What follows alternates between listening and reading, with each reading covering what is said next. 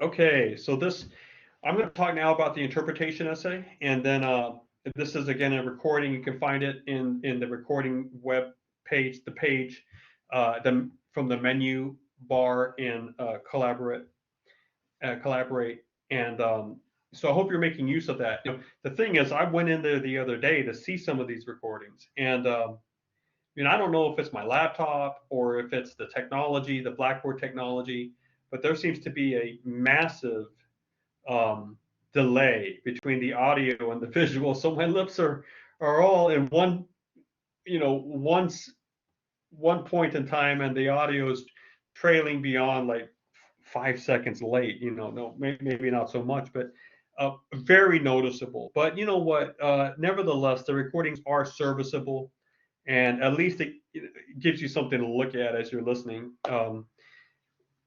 I wouldn't mind at all if you turned off the video and just listened if you needed to, and did something else, while you were listening. Whatever makes it work for you. But anyway, happy to continue to do these recordings. So the next essay we need a sort of template, if you will, that I want us to work in is the interpretation essay. All right. Now, a long time ago, man, maybe like 12, 13, 14 years ago, I don't know.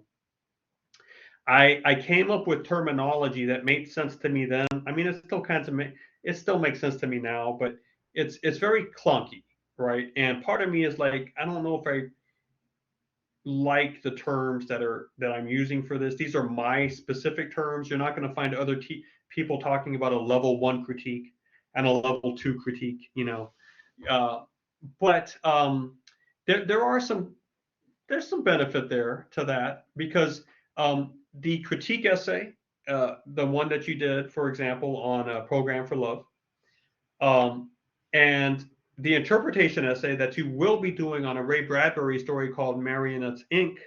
Okay, they're really the same thing, except there's a little bit of a difference for the second one.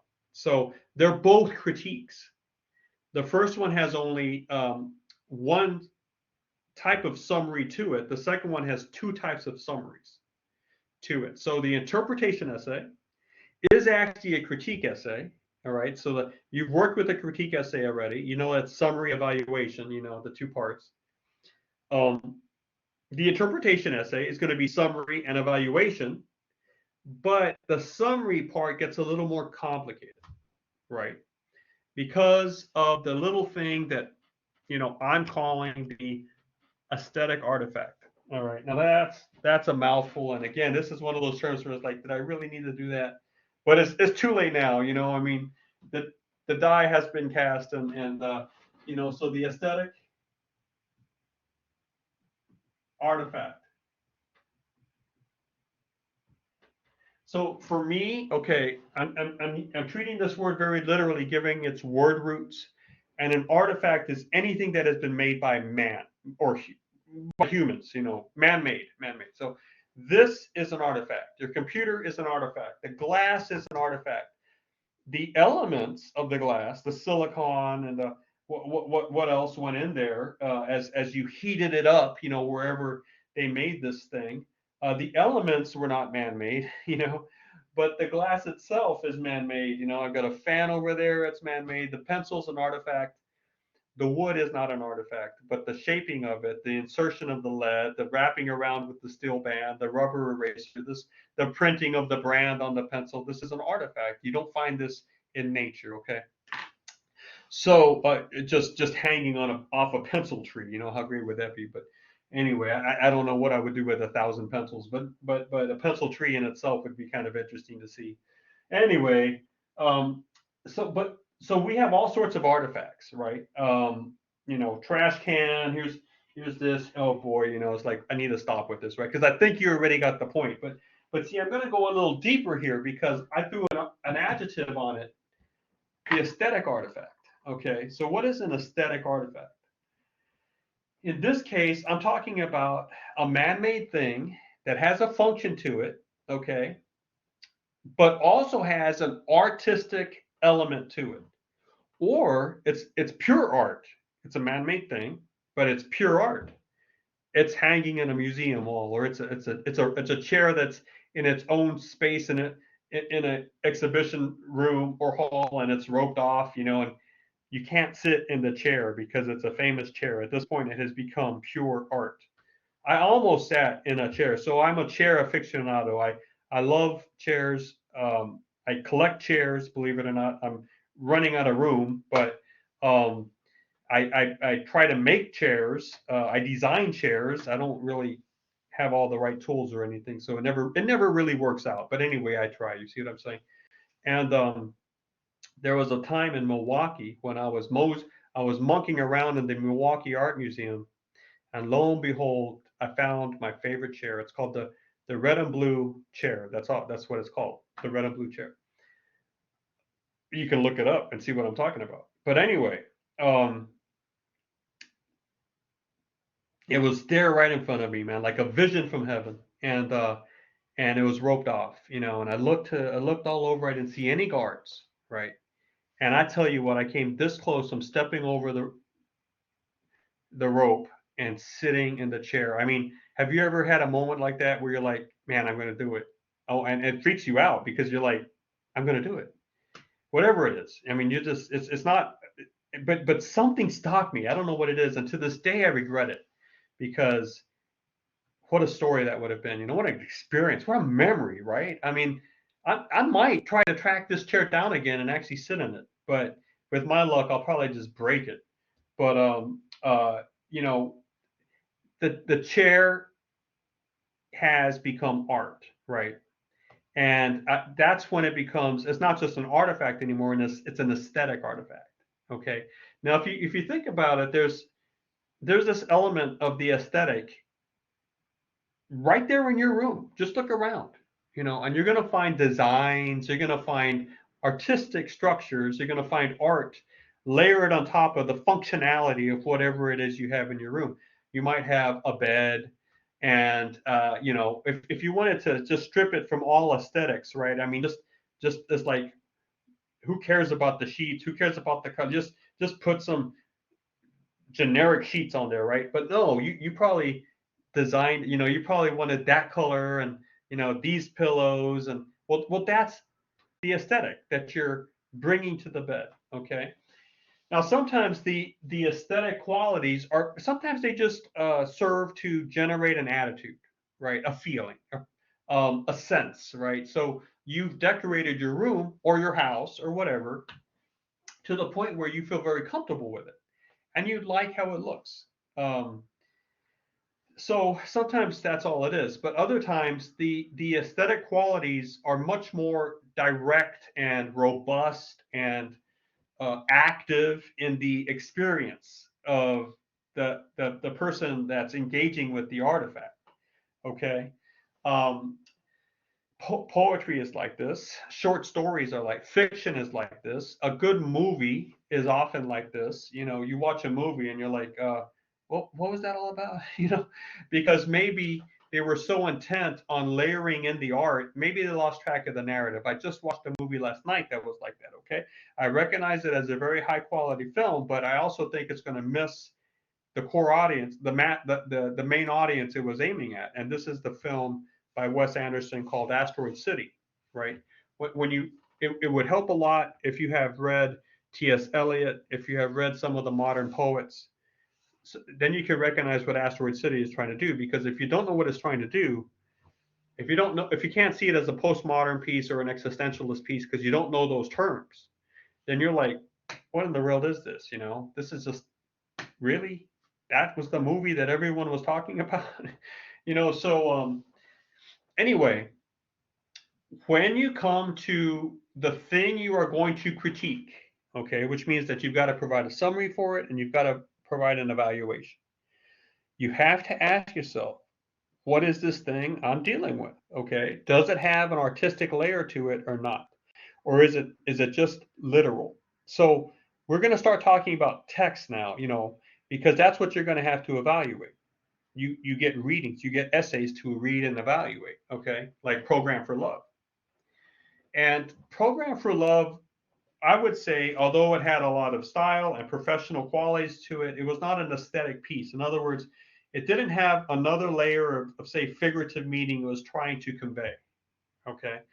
What you saw was what you got, right? I mean, it was a very literal piece. It had something to say about this question about the propriety of robots, humanoid robots, what they should, what roles they should or should not play in our lives. And, it was very direct. It didn't try to, bring aesthetic qualities to play. Okay. But I would like you to consider this next short story that you're going to read by Ray Bradbury called Marionettes Inc. Marionettes Inc. A marionette is a puppet, you know.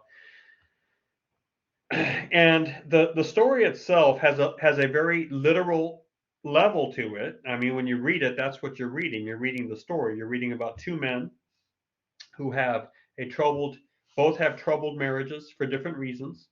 And I should say both are troubled by their marriages. And both try to turn to robots, humanoids, to solve the problem. And it backfires on them. And in fact, one is killed and meets a horrible end in the basement. I'll let you read about that.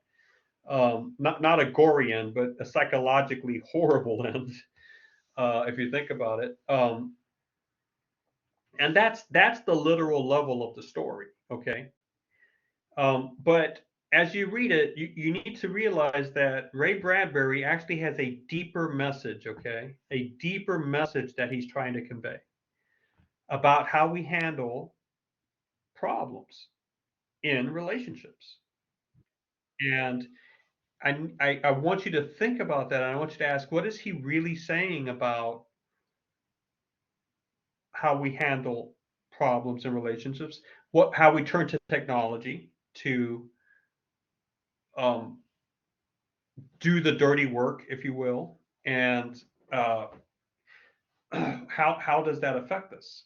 So when I say when we turn to technology, to do the dirty work, what I mean by that is, you know, when you have a relationship with another person, there's a way to have this relationship so that it's direct. In other words, it's just you and this other person. There's nothing between the two, and you share words and touch and all of that, and you develop your relationship. You give time to each other. You learn how to value each other. If you put something in the middle so that it starts mediating your presence, okay? So in the good old fashioned relationship, when it's, you're holding, you're in that person's, you're right there, and you can reach out and touch that person, or you can talk face to face with that person.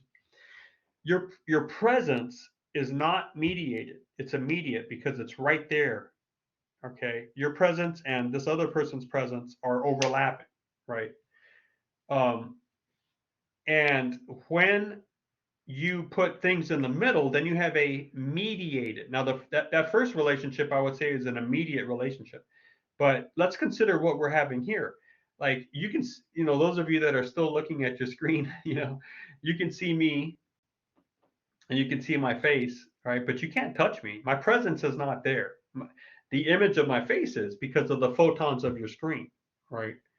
And the pixels of your screen and that sort of thing.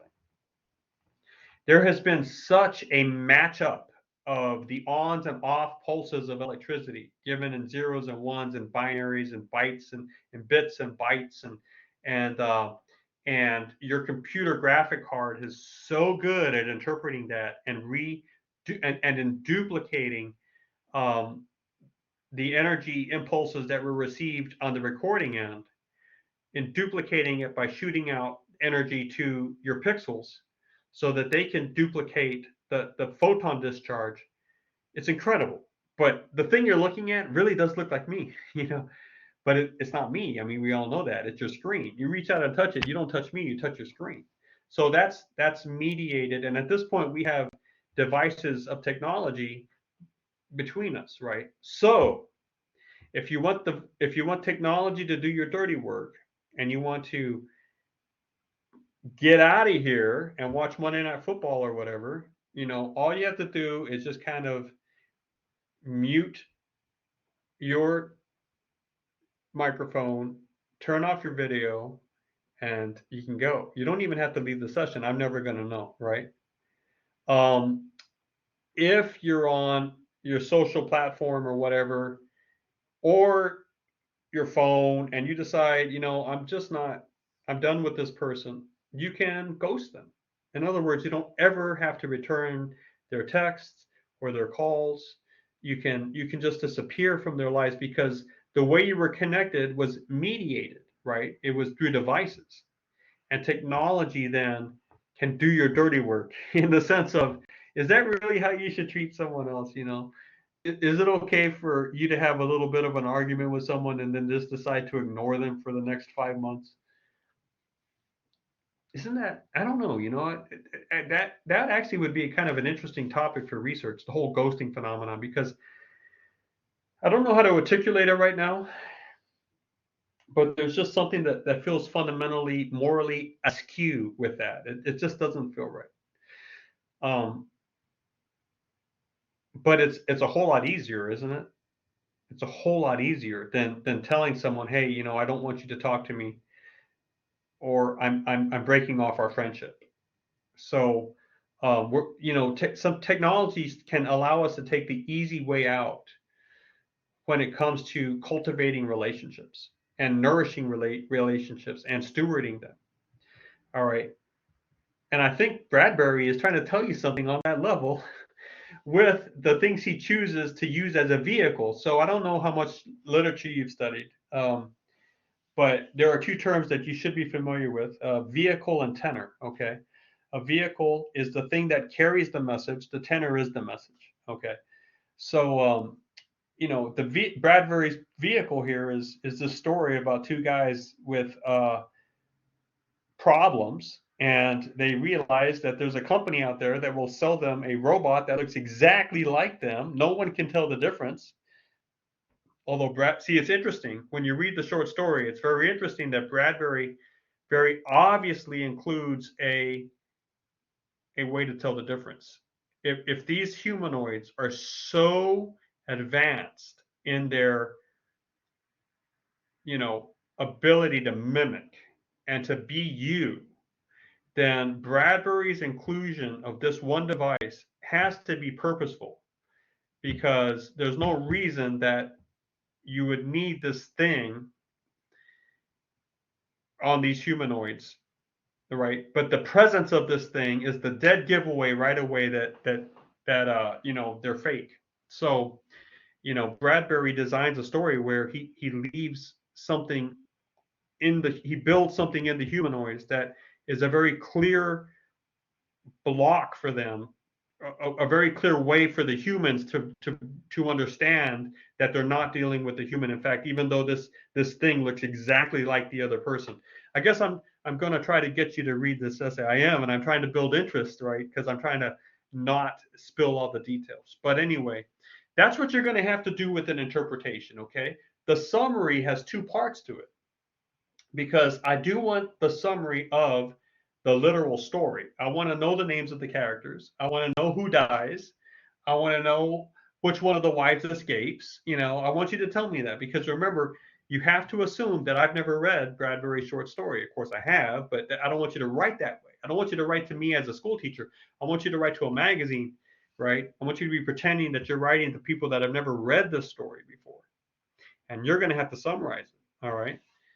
And then once you summarize the story, you've got another summary to do. And this time it's the summary of the deeper message. All right. And when you transition to that, I wouldn't mind at all if you use language like Bradbury's literal story has a whole nother message to it. Under the surface, Bradbury is telling us that, and you can just give us what you think his message is going to be. So in terms of size, okay, for the interpretation, here's the paper. I think the literal summary might be like 2 paragraphs. I think that the figurative summary, or the summary of the deeper message, right? The figurative might be 1 paragraph. 1 paragraph. This might be 2 paragraphs. And then your evaluation, maybe your evaluation is going to be 3 to 4 paragraphs. Okay. I think that the evaluation does still need to be at least as equal to length as the 2 summary types or more, because we call this an interpretation essay. So it's down here that the meat of the essay is. We're still not calling this just a summary essay. If it were a summary essay, then it would just be the top part. That would be your main part of the paper, right? So I want the evaluation to be long. Okay, I've talked a lot about that, and I want to ask you, do you have any questions about just some of the things I threw at you?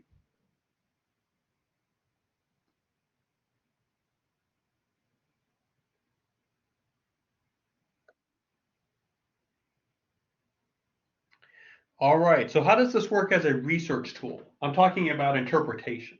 All right. Well, that's a good question. You can look at say you can look at oh,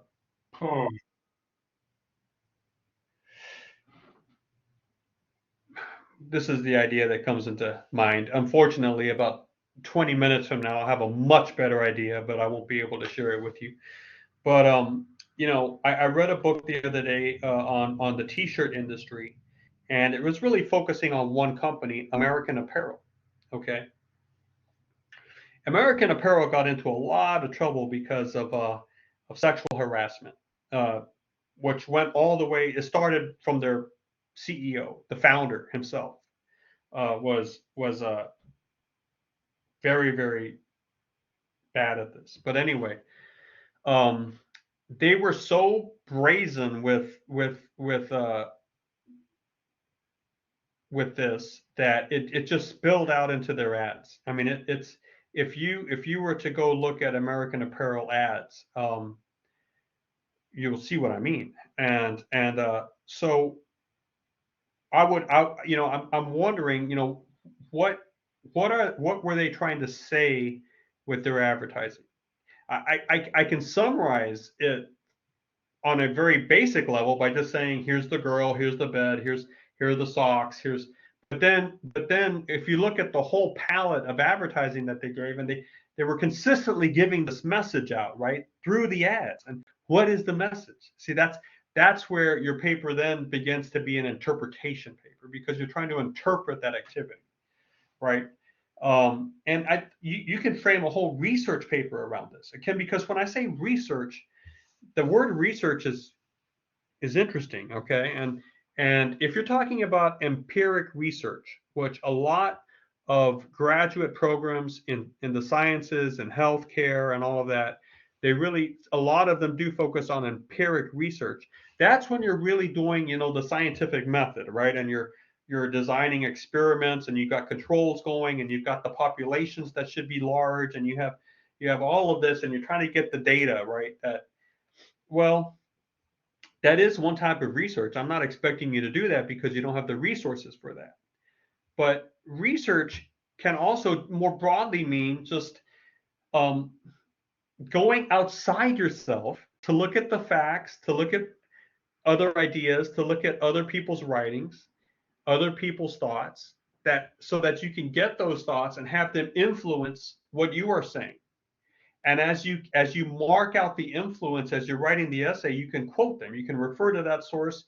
You can refer to this statistic, or this claim, or this person's observation, or this event that happened. And you can refer to items that are outside of you. Like if I were to ask you to write a philosophical essay, okay, and if I were to ask you, what is your definition of the good life?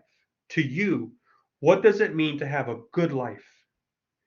You would not necessarily need to go and look outside yourself for that. You would just need to have concentration, and you would need to be able to sit down for about 2 hours and hammer this thing out. Maybe it would be 2 weeks, I don't know, but it would be a matter of introspection, of quietly determining to yourself, what are your definitions, what are your values, what's your logic, what is a good life for this.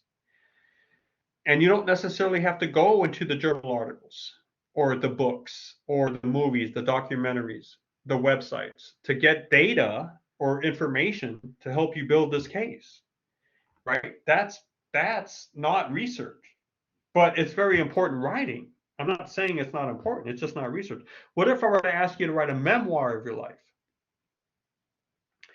Well, again, you don't necessarily need to go out of yourself to go and gather data and check outside sources and all of that, right? So I would not consider that research. I would consider that just memoir writing, right? But let's go ahead and run with the idea that if you are using outside sources, if you are using outside voices, or if you are referring to other documentaries, to other books, to other websites in your paper as you write your paper, I'm going to call that research, okay? But those references can be used in all sorts of ways. They don't always have to be persuading somebody about the right or the wrong position of some controversial issue. It could be this whole notion of, you know, what what is really going on with American Apparel ads, you know, and you might refer to, you know, this book that I just read because that can give you some insight on it. You might try to find similar situations where maybe some other fashion company, I'm not Abercrombie and Fitch or you know, some other company. I'm thinking of another one that got hit with sexual harassment or their ads were banned, right?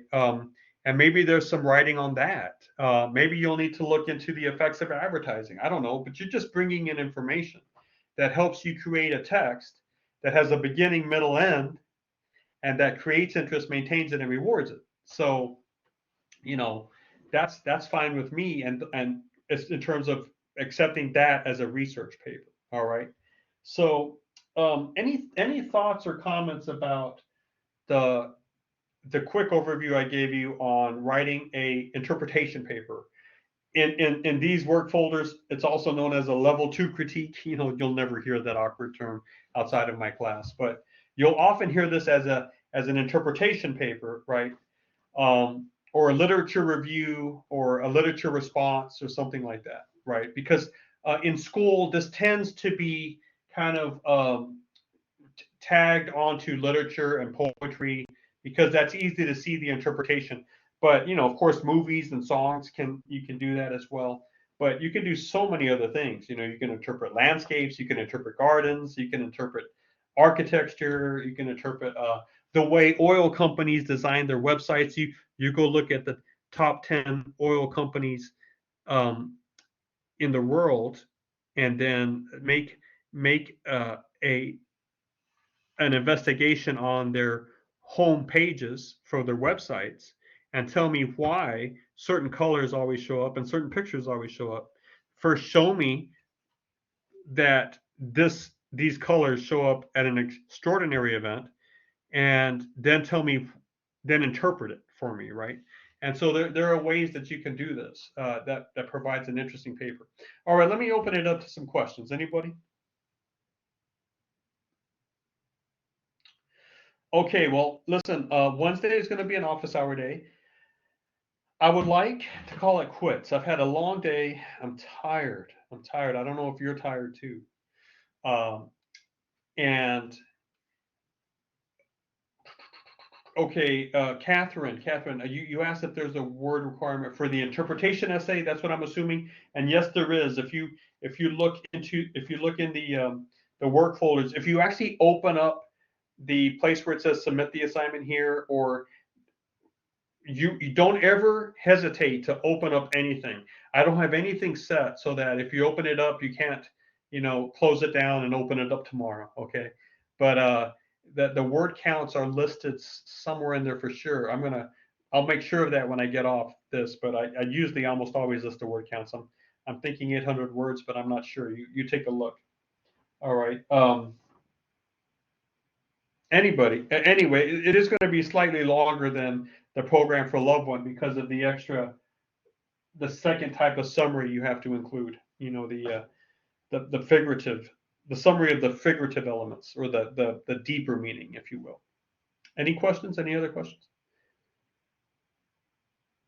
Okay. All right. Thank you for your work. I think I'm caught up in all the grading. So you're welcome to copy and paste an essay in an email and send it my way saying, hey, Dr. Horan, I got a 5 out of 7. Would you please help me get those 2 points back? What can I do? And I'll give you some, be happy to help you with that. Okay. All right. I'm signing off. I'm going to go get some water and maybe take a shower. I think I'm battling something. I was with my boys this weekend and both of them were feeling sick. So hopefully we all can stay away from the flu and whatever crazy COVID variation is still going around. But I'll talk to you later. Okay. Thank you. Thank you.